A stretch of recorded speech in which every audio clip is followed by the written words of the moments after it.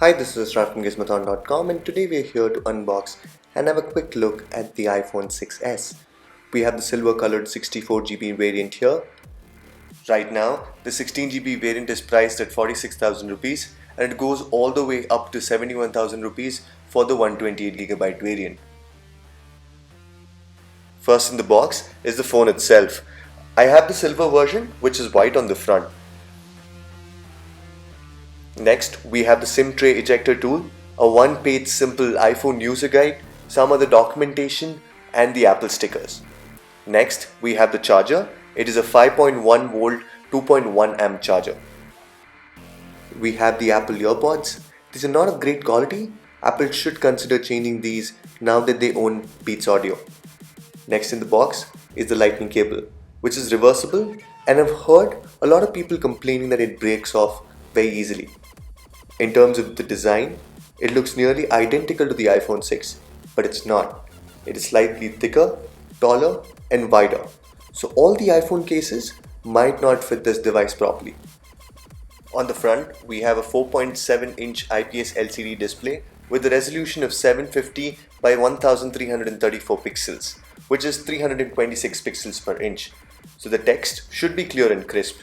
Instead of the Gorilla Glass, we have the X-Ion glass with the oleophobic coating. It also has the new hardware to support 3D touch or Force Touch, which we will talk about later in the video. Above the display, we have the speaker, a 5 megapixel front-facing camera which lets you do full HD video. Below the display, we have the Apple's home button with improved Touch ID and the nice silver accent around the button. On the back, we have the new 12 megapixel camera which lets you do 4K video. Next to that, we have the secondary microphone and the dual tone LED flash. The FCC markings are gone on the bottom. Instead, the 6s has the new S badge. We have the same rounded edges, and this makes the device a little slippery. The device is now made of 7000 series aluminum to avoid bending like we saw on the iPhone 6. On the right, we have the lock-unlock button and the nano SIM tray. We have nothing on the top. On the left, we have the volume rocker and the mute-unmute switch. These are very tactile and give a great feel. At the bottom, we have the charging and data syncing port, the speaker, the microphone, and the 3.5mm headphone jack. The device feels great in the hand, slightly slippery, so I would recommend you have the case on. The 4.7-inch display also makes it easy for one-hand operation, and reaching the edges of the display should not be a problem. Let me now put in the SIM card and we'll talk about the internals. The iPhone 6s has the new Apple A9 chipset. It's a dual-core 1.8 GHz and has 2 GB of RAM. That's one up from the iPhone 6. The battery is 1715, that's 1715 mAh compared to the 1810 we had on the iPhone 6. That's almost 100 less than what we had. We have the Hindi and the English keyboard inbuilt in the default Apple keyboard, which is great. The new Touch ID is great and fast to set up as well. The phone is snappy, which is expected. During my time with the phone, there was no issue with multitasking. In terms of storage, you have 51 gigs of usable memory on the 64GB version. Pull down and you get the notification center. You get date and time info, your calendar events, stock info, and you can also add more widgets if you want. You swipe towards the left and then you will see your latest notifications. Control Center lets you quickly toggle Wi-Fi, screen rotation, launch apps like Calculator, Torch, and so on. You also have a volume slider, brightness slider, and music controls. One thing I don't like is the fact that it does not come with data toggle. It would be nice if Apple included that in the next release. The iPhone 6 has a completely new 12 megapixel sensor, the same dual tone LED flash. Camera interface is easy to use and navigate. Moving to different shooting modes is done using a swipe. You can go into slow motion video, time lapse, and so on right away. In terms of photos, autofocus is fast, color reproduction is great, and the image processing is better and faster as well. The auto exposure setting works great with any lighting condition. The phone can shoot 4K videos using the back and the full HD videos using the front camera.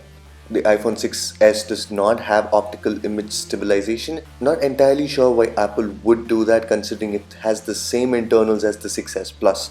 Anyway, we would have liked it if Apple had included it. Another feature Apple added this time around is the live photos. It basically captures 1.5 seconds by default before and after you've clicked a photo, and you can view that using the 3D touch function, which we will see later in the video. Gallery app is fast and lets you zoom in videos as well, which is fantastic.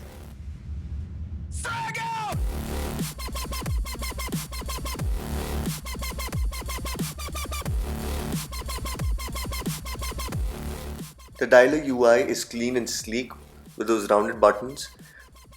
Going into contacts and other tabs is seamless. Connecting and disconnecting calls had no lags whatsoever. Let us now look at the browser performance. I tested the Safari browser and it was fast and responsive. Pages loaded fast and scrolling through the page was not a problem. Desktop version of the website loaded fine, and pinch to zoom in and out worked as expected. Double tap to work fine as well, so you will not have any issues browsing on the iPhone 6s. Let us look at the Apple keyboard. It does support Hindi and English, so it's easy to have those WhatsApp conversations and the keyboard not trying to autocorrect. It does provide predictions of the next word and sometimes does predict two words as well, so that's great. You can also change the default keyboard and install keyboards like SwiftKey, Swipe, etc. Apple does not allow you to use third-party keyboards in some of the input areas, so you might end up using two keyboards. But then, it's always good to have an option in case you want to use a different keyboard. So Apple has included extra hardware to make the display pressure sensitive. So now you not only touch the display, but based on how hard you press, you have different functions. So if you press hard enough on the Safari icon, you can perform functions like open a new tab, new private window, and so on. In the Gallery app, it allows you to preview or peek into an image, and once you press harder, it'll pop or open the image. It'll take you some time to get used to it, but once you do, you can also have gestures to perform based on assistive touch. Not all apps support this today, but we are seeing developers adopting this, and we will soon see some great things happening using this feature. Based on my initial impression, I would definitely recommend the device. However, I feel that the 16GB is pointless, considering the device offers 4K video, live photos, and bulkier apps. In case you wish to buy the device, please do use my affiliate link below. Like, share, and subscribe to support the channel. See you next time.